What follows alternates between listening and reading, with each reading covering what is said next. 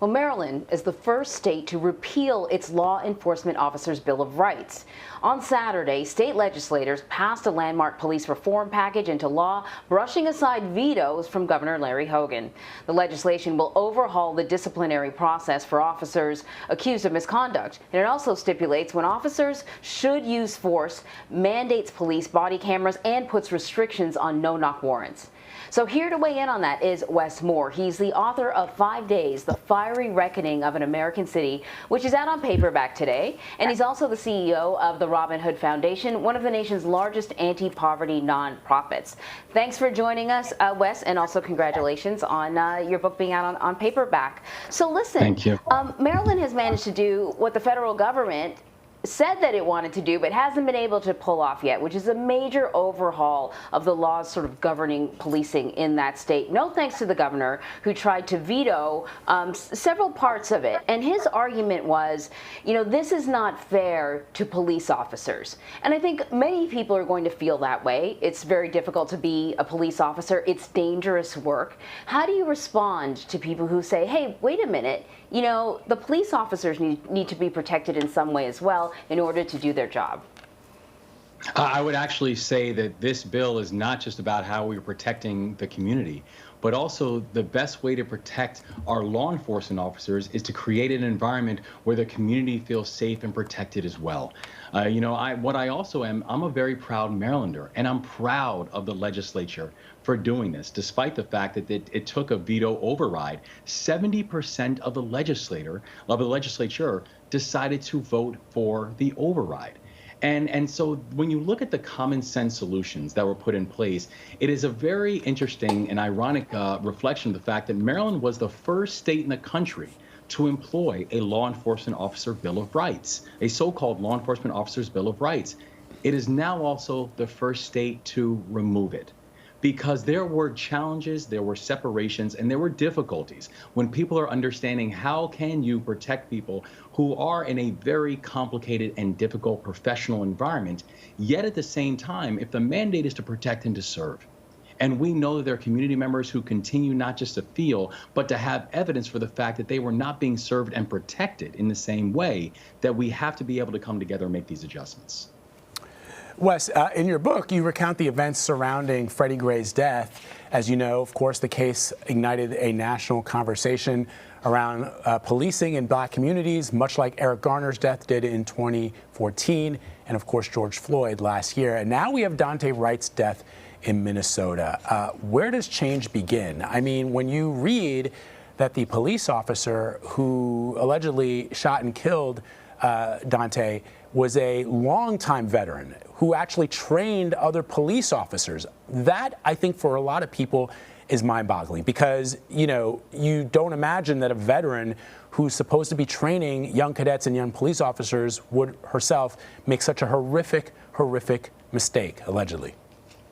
Yeah, well, and I think it goes to the nature of the situations that we repeatedly are putting our law enforcement, our law enforcement officers in. You know, I think about the case of Freddie Gray. What triggered the initial confrontation between him and police officers? The answer was he made eye contact with them and ran. And in the neighborhood that he lived in, that was enough to trigger probable cause. When you look at what happened with Mr. George Floyd, what triggered his interaction with law enforcement? In the middle of a global pandemic, a allegedly counterfeit $20 bill. What triggered the interaction between Eric Garner and law enforcement? Allegedly that he was selling individual cigarettes. We continue to put law enforcement in situations where they are being asked to respond to things that law enforcement shouldn't necessarily be involved in these kind of responses in the first place. The second thing, though, is about the training, where if we are going to put weapons that have potentially lethal implications in the hands of individuals, then we need to make sure that that training is so clear. Those guidelines are so laid out. Those guardrails are so distinct that these type of mistakes, or whatever they are, that the chance of them happening have to be so unbelievably limited, because the training that we are putting our law enforcement officials in is training that it's actually preparing them for situations to make the right decisions when situations show themselves. You know, Wes, we've all been watching the Derek Chauvin trial. And when you speak of training, we've watched expert after expert get on the stand and basically say, this is not the training. He did not implement the training as we understand him to be taught. And I just keep thinking that training, I think, is definitely a factor. But there has to be more here. You know, people have taken to the streets. Municipalities have, you know, demanded and made it mandatory that their police officers wear cameras. There have been sort of moves to tweak the laws or to develop programs that allow police officers to take care of criminal activity and other experts to take care of mental illness issues. But still, these incidents keep happening. Like Vlad mentioned, just a few blocks away from where the Chauvin trial is occurring, we have a young man being shot and killed by police. In Virginia, we have an Army lieutenant who, if you saw the video, did everything right. The man remained unbelievably calm, and he's pepper sprayed, and he's handcuffed. I can't help to think, and I, like many people, felt like in the summertime perhaps we had reached a turning point. But I can't help to think that you can only sort of change the laws, but so much. And then other things need to change, not just the laws. That's right. You know, Dr. King once said, laws don't change the heart, but laws do protect me from the heartless. And we have to understand the place that we are in right now, that this isn't just about what adjustments can we make on policing or what adjustments can we make on training and recruitment, as you said.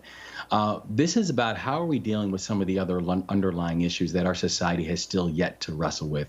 And that's issues like race, issues like class. The fact is that, you know, when we watch the whole lineage of names going on from Michael Brown to Philando Castile to Freddie Gray to Anthony Anderson to Tyrone West to Laquan McDonald to Sandra Bland to Breonna Taylor to Ahmaud Arbery to Tamir Rice, and the list goes on and on and on. What we're also talking about here is not just dynamics of policing and police accountability, it's dynamics of race. The President of the United States has had to call out the National Guard in this country only 12 times in our nation's history. And 10 of them had to do with race. Only twice, the postal worker strike in New York and looting that was taking place in St. Croix after a hurricane. Those are the only other times it didn't have to do with race. And so this nation has to wrestle with the fact that this is not just about how are we coming up with proper policing mechanisms, but how are we dealing with the fact that race still is the leading predictor of life outcomes in this country, and be honest and be aggressive in ways to come up with solutions around that. You know, Wes, your book is now about 6 years old, right? And it's now out on paperback. There was an interesting report and study done by NPR that found that since 2015, police officers have fatally shot at least 135 unarmed black men and women nationwide. And at least 15 of those officers, the shootings were not their first or even their last, even though the data suggests that it is rare, or at least it used to be rare, for police officers to ever pull their firearm in the entirety of their career. What do you think has changed over the last 6 years? Well, you know, I think one thing we've seen, even in the case of Lieutenant Nazario, and you're absolutely right, where that incident, that didn't happen a week ago or 2 weeks ago. That incident happened in December. And the reason we now know about it is because his attorney released the video. And so you look at the fact that something so egregious, where this is a man who, when he said to the officers with his hands out and said, "I'm afraid to leave the vehicle," their response was not to de-escalate. Their response was not to say, "Listen, you know, there's nothing to be afraid of." Their response was to tell him, "You should be afraid." That was their response. And that happened in December. And so he still went back to work. And I think when we talk about what are some of the things that have changed, I think the bar has moved in terms of how we view progress. Because I remember in Baltimore when our state's attorney, Marilyn Mosby, came down and pressed charges against the 6 officers in the death of Freddie Gray. How there was almost, I remember being in Baltimore and feeling like the entire city was in a celebratory mode, where the entire city didn't expect this, But out of nowhere, they were like, wow, is someone actually going to be held accountable? Because in just the years before Freddie Gray, there was also Anthony Anderson and Chris Brown and Tyrone West. And the fact that we had an indictment, the fact that there were charges filed, was the win for so many people because it had never happened before in any of those other incidences. I think the bar now has been raised, where I think for many folks in the activist community, for many folks who are fighting and vying for justice, and not just individual justice, but structural justice, that is not just about can we get charges filed, but there needs to be both clear accountability. There needs to be laws changed around the way we actually imagine policing within communities. And we must make sure that this conversation goes well past just policing. This is about economic justice. This is about housing justice, transportation justice, environmental justice, all of it. That's the holistic conversation that we are demanding now. Wes, before we let you go, you are stepping down as CEO of the Robin Hood Foundation, and we hear considering a run for office. So, tell us what you're thinking, why you're choosing to run now, why is now a good time, do you think? Yeah, well, I think every issue that I've been working on my entire adult life, they're all now on the ballot. And I think the reason that I'm seriously exploring this race is just simply because it goes back to what we were talking about before, where I want to be focused on making these topics history, where there should not be a question about how timely the book 5 Days is, because name a time in our history when it would not have been timely. I want to go over what it means to actually have equal justice under law. And in every way, shape, or form, the fact that we have people who are being left behind, and that's the conversation that we need to have, thinking about the big, bold solutions that we can actually put forward in a systemic way. Well, Wes, when you are prepared to make an announcement, I hope you will come back here and share it with us right here at CBSN. We really appreciate your time. I appreciate y'all, and I definitely will. Thank you. Thanks, Wes.